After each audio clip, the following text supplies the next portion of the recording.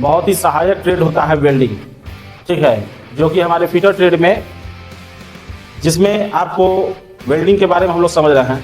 Welding का शुरुआत, welding को दो वर्गीकरण में बांटा गया। एक नंबर में होमोजीनियस, जिसे ऑटोजीनियस वेल्डिंग कहते हैं, ठीक है। दूसरा नंबर होता है हेट्रोजीनियस वेल्डिंग। दो वेल्डिंग को वर्गीकरण में, दो वेल्डिंग में बांट दिया गया। ऑटोजीनियस वेल्डिंग कैसा हुआ?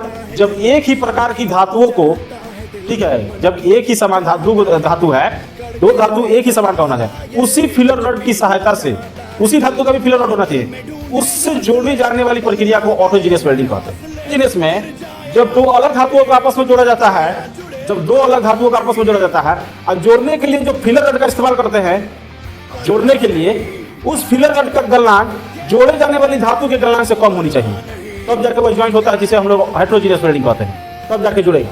इसमें जो दो अलग धातु, जैसे में अगर कॉपर और ब्रास दो अलग धातु को जोड़ रहे हैं तो जुड़ेगा, माइल्ड स्टील या कास्ट आयरन तो दो धातुओं को जोड़ रहे हैं तो जुड़ रहा है। उसके आधार पर फिर उसके बाद हम लोग का आता है वेल्डिंग को प्रेशर के आधार पर कितने प्रकार में बांटा गया है। तो वेल्डिंग हमारा प्रेशर के आधार पर निम्न प्रकार के होते हैं, जिसमें मुख्य रूप से fusion welding, non fusion. Fusion मतलब नॉन प्रेशर और नॉन फ्यूजन मतलब प्रेशर वेल्डिंग। नॉन प्रेशर का मतलब बिना दबाव किससे किए गए वेल्डिंग को हम लोग नॉन प्रेशर वेल्डिंग करते हैं, ठीक है। अब प्रेशर वेल्डिंग में किसी भी जॉब को उसकी उस अवस्था तक गर्म करके उसके ऊपर हैमर से या किसी दबाव से उसको जोड़ा जाता है, वह हमारा प्रेशर वेल्डिंग हो गया।